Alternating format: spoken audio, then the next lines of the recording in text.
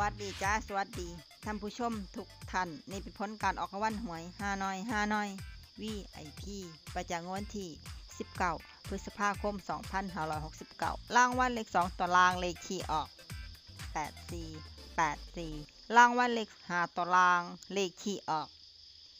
49584 49584รางวัลเลข2ตัวบนเลขที่ออก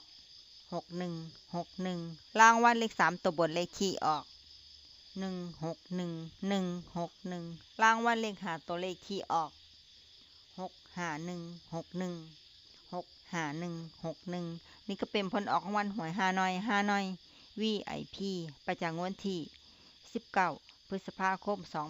2569ขอให้โชคดีมีชัยถูกหวยฮานอย VIP ได้รับเงินกันทุกคนด้วยจ้าฝากไว้ได้จ้าซับตะไคร้กดติดตามและเป็นกำลังใจขอขอบคุณทุกท่านที่เข้ามารับชมและรับฟังแล้วมาพบกันใหม่ในผลการออกหวยฮานอยในวันพรุ่งนี้สำหรับมื้อนี้ขอบคุณและสวัสดีจ้า